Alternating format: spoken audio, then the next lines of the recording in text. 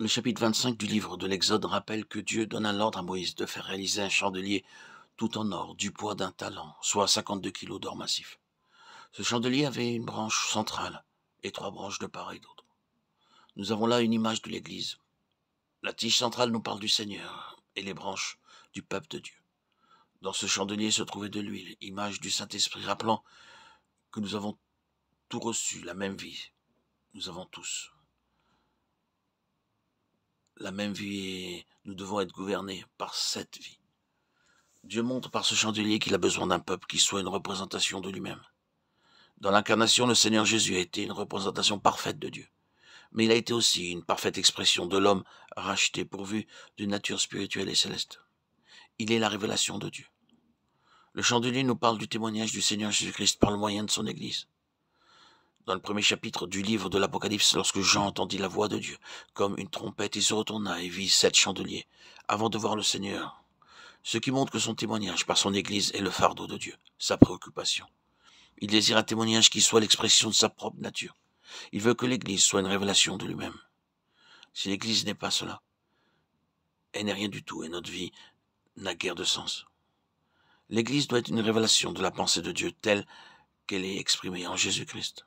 Christ est la tête de son corps, la tête de la maison. Comme membre de cette maison, notre vie doit être amenée à la ressemblance du Fils de Dieu. Notre vie doit être une vie d'entière consécration. Ce chandelier représente le témoignage du Seigneur par son Église. À la suite de cela, il est question des Lévites en relation avec le peuple d'Israël. Si le chandelier nous parle du témoignage du Seigneur Jésus, les Lévites, eux, représentent l'instrument par lequel ce témoignage va être présenté et exprimé. Les Lévites sont ceux qui ont répondu lors de l'appel de Dieu. Ils ont été placés sous l'autorité de Dieu et donnés à Aaron, le souverain sacrificateur. Lorsque nous faisons don de nous-mêmes, nous sommes donnés par Dieu à Jésus-Christ. L'évangile de Jean, chapitre 15, rappelle « Ce n'est pas vous qui m'avez choisi » et au verset 6 du chapitre 17, « J'ai fait connaître ton nom aux hommes que tu m'as donnés du milieu du monde. Ils étaient à toi et tu me les as donnés, et ils ont gardé ta parole. » Les Lévites ont été donnés à Dieu. Ils étaient les représentants de la pensée céleste de Dieu. Comme enfants de Dieu, nous devons devenir par notre offrande à Dieu le peuple de son témoignage. Notre vie spirituelle ne se limite pas au pardon de nos péchés et à la prédication de l'Évangile. C'est pourtant fréquemment ce qui se passe. L'homme naturel qui est en nous annonce l'Évangile. Nous sommes tous enfants de Dieu, nous avons la vie éternelle, le Saint-Esprit. Mais c'est encore l'homme naturel qui agit. C'est tout autre chose d'être le peuple de son témoignage, et les Lévites représentent cela en relation avec la pensée pleine et entière de Dieu. Rappelons ce qui les concerne selon le verset 7. « Voici comment tu les purifieras. Fais sur eux une aspiration d'eau expiatoire, qu'ils fassent passer le rasoir sur tout leur corps, qu'ils lavent leurs vêtements et qu'ils se purifient. » Quelle est la signification de ce passage? Le rasoir devait éliminer le système pileux qui représente la force de la vie naturelle. Ils étaient appelés à suivre Dieu dans la puissance de sa vie.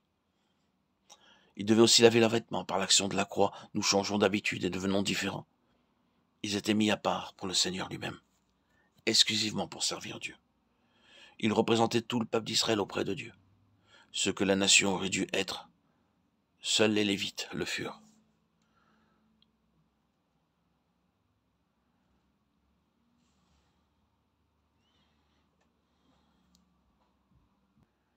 C'est la volonté de Dieu que tout le peuple soit amené dans les réalités du salut et qu'ils vivent dans la puissance de la résurrection par la croix. Mais tous ne le vivront pas. L'appel qui nous est adressé est en vue de rassembler un reste qui vivra réellement sur la base de la croix. Selon ce qui est écrit, tu feras approcher les Lévites devant l'Éternel. Les enfants d'Israël poseront leurs mains sur les Lévites. Aaron fera tourner de côté et d'autre les Lévites devant l'Éternel, comme une offrande de la part des enfants d'Israël. Et ils seront consacrés au service de l'Éternel, c'est-à-dire mis à part. Livre des Nombres 7, 89 et 8, 1 à 19.